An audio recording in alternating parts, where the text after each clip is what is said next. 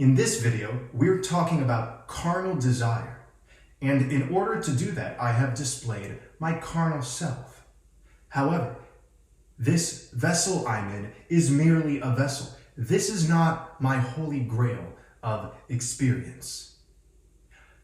The true value lies in that which the five senses cannot experience with its physical sight, hearing, touch, smell, and taste. And when we do overemphasize the pleasure which our vessels can experience, we end up suffering. And we end up clouding ourselves into believing that this is all there is, that the flesh is all there is. But the flesh is merely a reflection of that which is greater than the physical. What is a carnal desire? A carnal desire would be the desire to overindulge in food, in drink, in drug, in lust, and thus in sex. The bodily thrills that are available are so great, aren't they? Carnal desires surround us. We are inundated with places and avenues which can allow us, if we consent, to disregard the intangible, to disregard spirit, and overemphasize the body and what it can physically go through and physically feel. And we have reflections everywhere of what kind of condition that leads to. We are in a world in which most of the beings seen do not actually experience anything beyond the flesh. But let us not be fools in this way. We can be fools in many ways, and that is fine. That may lead to beauty. But to be a fool to carnal desire, to be imprisoned by our own fleshly pursuits, is to kick everything that leads to freedom in the dirt. The body is absolutely important. I'm not saying it is not. Of course it is. We must respect everything we are, including the vessel we're in. What I'm speaking of is how overemphasizing the flesh only leads to a feeling of toxicity. Desire just creates more desire. And the only reason we would wish to imbibe ourselves, overindulge in food, sex, drink, what have you, is because we ourselves feel as if we aren't progenitors. The only reason we would give into carnal desire is if we feel as if the energy we deserve to have is outside of ourselves, in some substance that we glorify, in some genitals that we think holds the key to our satisfaction. Let's make it clear. I'm not saying there is anything inherently wrong with any of these things. With sex, with food, maybe even drink. I don't do it. I don't indulge. Whatever. Blanket statements are for wimps. But let us not sell ourselves short and merge with the ways of the world. If we merge with the ways of the world, we become carnal. And when we become carnal, we become as the beasts. If we just give in to our carnal desires because they erupt and we accept them as they are and promote them within our sphere of consciousness, then we are no better than the beasts. And you know what ends up reflecting this beast-like condition? The body, the flesh.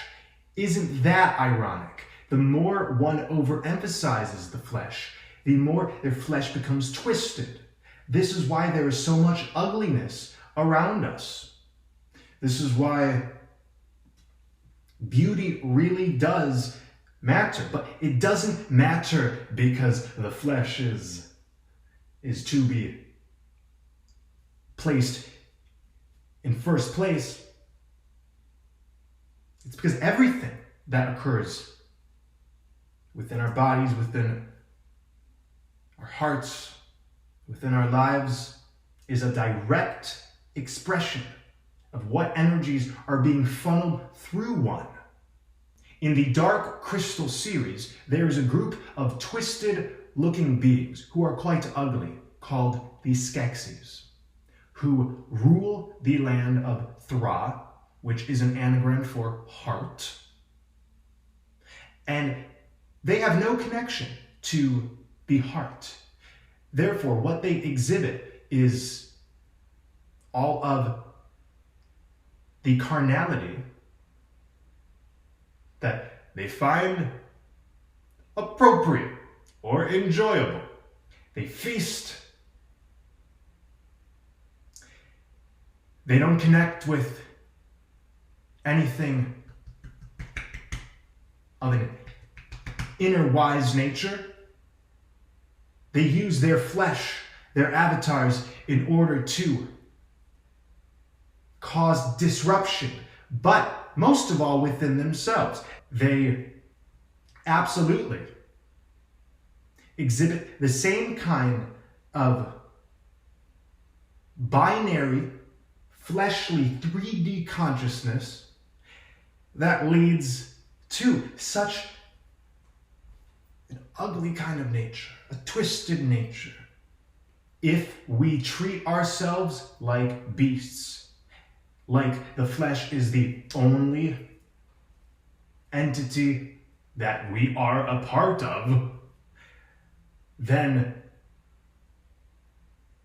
we end up merging completely with illusion. We end up being the very illusion. It is always so simple to exit the carnal. In this world, we have all of these excuses for why one cannot leave behind a carnal desire that they think benefits them or makes them feel alive.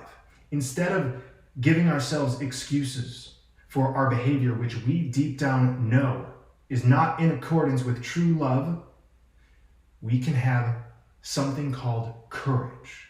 Because it takes courage to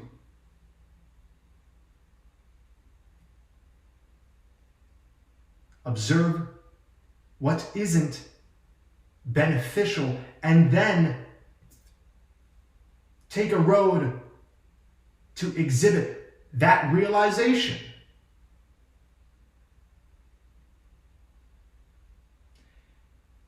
The more one dares, the more one receives. The more one dares to exit the desire of the flesh, the more one attains. Isn't that more enlivening and enriching than making ourselves out to be beasts? You cannot serve two masters. We cannot serve two masters. We cannot serve the carnal desire of the flesh and the heart, because they are not on the same frequency. And many of us are familiar with this split, either in ourselves or in others. It is not possible. It is not possible to continuously engage in carnal desire and find freedom, because this flesh suit is but a suit. Would you make your clothes out to be better than the being in the clothes? Likewise, when we take off the clothes, would we make the flesh of our bodies more valuable in our experience than that which produces the flesh, which is the 0 point? It's only reasonable to respect ourselves and acknowledge I can be more than just the physical while being in what appears to be a physical state. And this isn't serving two masters. I have a body right here. Do I abuse it? Do I overindulge and hold on to gnosis at the same time? That's impossible. That's impossible to do, because that's serving two masters. So I don't serve two masters. And thus, I feel very stable in the flesh. Again, this is the irony of what fleshly pursuit leads to. It leads actually to a distancing of the flesh, a disconnection, rather, to the temple we're in. If a ninja kicked open this door and slit my throat right now, it would be a funny moment in my cosmic journey for a few reasons. One, I didn't think that's how I would go. That's hilarious. I shall tell that story of this incarnation forever. But two, because this isn't me. It's not just me. It's not all I am. It reflects much of what I am right here, right now. But while I respect it, it ain't the ultimate. What is the ultimate? The creative energies which propel all of existence into a state of expression. If we suppress ourselves with carnal desires, then we are informing the cosmos that our cage is to thicken its walls. Why should we thicken the walls of limitation and call that fun? Isn't that why we engage in carnal desire ever? Because we think it's going to be fun, because we think it's going to be pleasurable.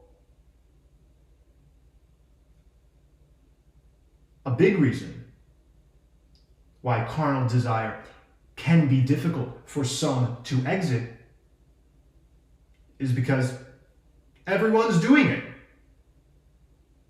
We are surrounded by it. Therefore, it is the law of the land. And why would we go against the law of the land? Well, I'll tell you why. I'll tell you why. If we merge with the world, then we become the very energies that the world serves up. Conflict, deadened energy, a sense of repression and suppression. There is so much confusion. There was so much confusion. And it's all perfect. It's all perfect. But this is just a message to inform that we are not our bodies, we are much greater. Therefore, let's snap out of all amnesia and remember who and what we are. We are magnificence, purely that, without a beginning or end, without justification, without need to anchor ourselves in any belief system and in any series of fleshly pursuits. No matter how we think anything operates, if we're attached to the flesh, we don't deserve to exit the matrix. But fortunately, when we can just let go of that which binds us, there's a little something called freedom. And this freedom is innate, because freedom is always right next to you and in you. And down the street, the Hall of Mirrors of freedom is where we always are. But if we push against it, it's not freedom's job to then tell you to be free. For freedom to force you to be free goes against what freedom is. Freedom will allow you to even engage in bondage, which is oftentimes necessary in order to get to the beckoning light of unrestrained experience. Let us unrestrain ourselves from all of it. Thank you.